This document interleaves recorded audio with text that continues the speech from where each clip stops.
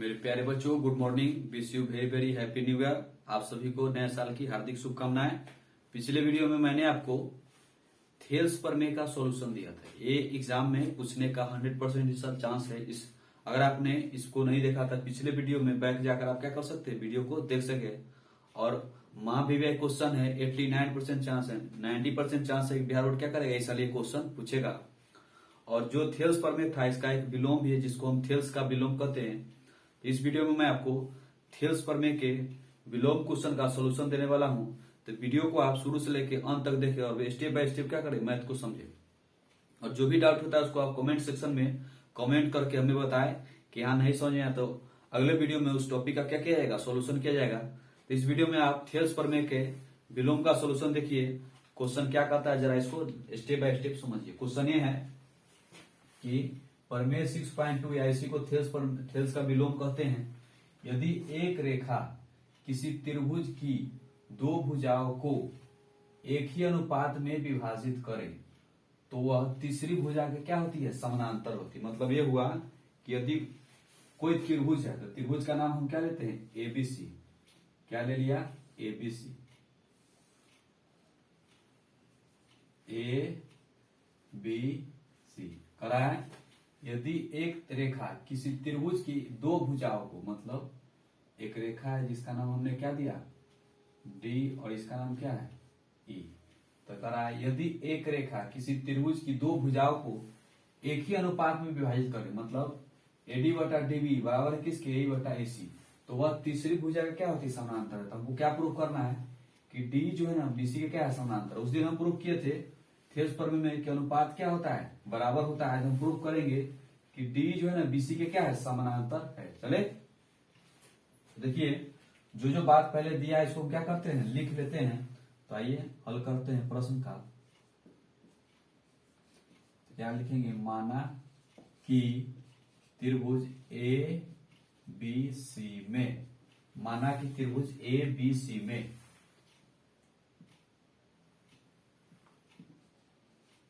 BC के समानांतर एक रेखा, बीसी के समानांतर एक रेखा डीई खींची गई है, जो एबी को डी बिंदु पे तथा एसी को ई बिंदु पे प्रतिच्छेदित करती है। जो एबी को डी बिंदु पर तथा एसी को ई बिंदु पर प्रतिच्छेदित करती है। जो एबी को डी बिंदु पर और एसी को ई बिंदु पर प्रतिच्छेदित करती है। इसलिए क्या होगा, इसलिए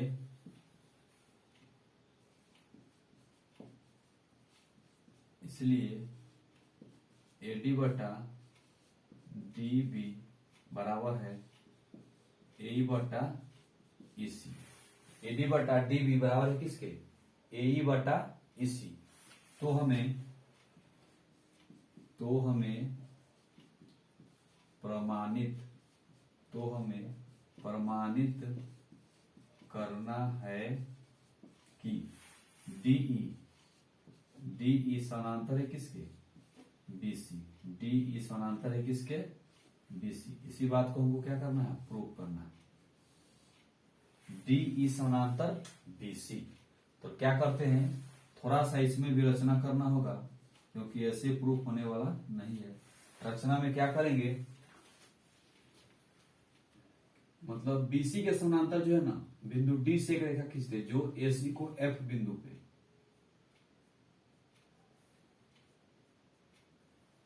और ये जहां टच किया ना इसको हम एफ मान लेते। तो फिर लिखेंगे क्या किए, भुजा बीसी के समानांतर एक रेखा खींचा जो भुजा बीसी के समानांतर एक रेखा खींचा जो एसी को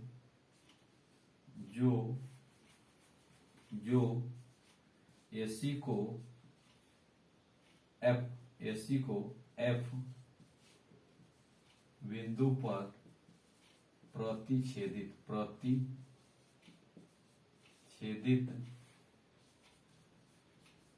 करती है।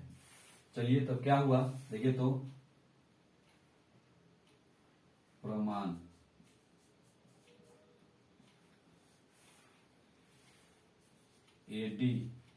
एडी बटा डीबी बराबर है ए बटा ईसी। ये क्या है प्रश्न में दिया हुआ है एडी बटा डीबी बराबर है ए बटा ईसी। पुनः एडी बटा डीबी बराबर है एफ बटा एफ सी। ये समीकरण 2। ये कहां से हुआ रचना से। कहां से रचना से। एडी बटा डीबी बराबर है किसके एफ बटा एफ सी के। हमने क्या किया एडी बटा डीबी बराबर क्या किया ए बटा ईसी। एडी बटा डीबी बराबर है किसके ए बटा ईसी। तो प्रश्न में दिया हुआ है थे उस पर में हमने इसको प्रूव किया और एडी बटा डीबी एफ बटा एफ सी। मतलब क्या हुआ हमने अभी रचना किया और रचना से क्या पता चला कि ये अनुपात और ये अनुपात भी आपस में क्या होगा बराबर होगा। तो देखिए समीकरण 1 और समीकरण 2 को दोनों का एलएचएस क्या है बराबर है तो आरएचएस भी क्या होगा बराबर होगा। तो लिख देंगे समीकरण 1 एवं 2 से ए बटा ईसी बराबर है एफ बटा एफ सी। मैथ में क्या नियम है अगर दोनों साइड क्या करें समान अंक जोड़ दे या समान अंक घटा दे तो इन सब पे कोई फर्क नहीं पड़ता है। अब हम क्या करते हैं ए बटा ईसी इसमें +1 कर देते बराबर एफ बटा एफ सी। इसमें +1 कर दिए तो बटा पर का जोड़ होता है और आपको आता है नीचे 1 डालना होगा इसमें भी नीचे क्या डालना होगा 1। एलसीएम लेंगे तो ईसी तो क्या हो जाएगा ए प्लस ईसी बराबर इसका एफ सी तो एफ प्लस एफ सी। देख लिए ए प्लस ईसी इसको हम एसी लिख सकते हैं तो एसी बटा ईसी बराबर एफ और एफ सी। इसको भी क्या लिख सकते हैं एसी बटा एफ सी। मतलब ऊपर वाला दोनों बराबर है तो नीचे वाला भी क्या होगा बराबर होगा। अर्थात ईसी समानांतर है किसके एफ सी। ईसी समानांतर है किसके एफ सी। हमको पता क्या चल गया कि ईसी और एफ सी क्या आपस में बराबर। परंतु यह स्थिति तभी संभव है जब बिंदु ई तथा एफ जब बिंदु ई तथा एफ भिन्न भिन्न बिंदुओं पर न हो अर्थात एक ही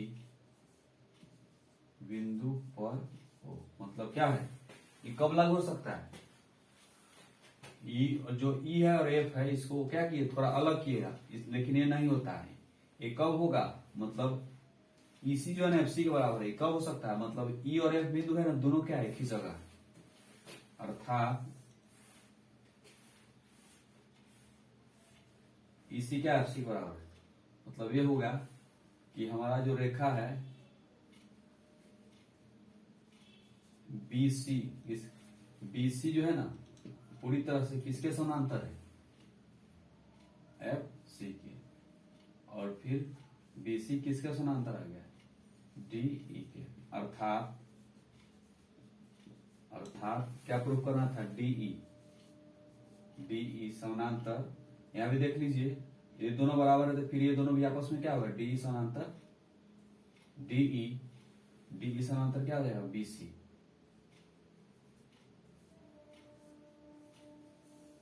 क्या हो गया, प्रूफ। ये प्रश्न जब भी आपसे पूछे तो आपको 5 नंबर देता है। प्रश्न को स्टेप बाय स्टेप समझे। और ये भी क्वेश्चन महाभिव्याई है। पिछले वीडियो में मैंने आपको थेल्स प्रमेय का सोल्यूशन दिया था, इसमें क्या थेल्स के विलोम का, और 2 क्वेश्चन और इस चैप्टर से वीवीआई बनता है, उसका सोल्यूशन मैं अगले वीडियो में दूंगा। अगर वीडियो आपको अच्छा लगे तो लाइक शेयर और कमेंट करना ना भूले। All the best.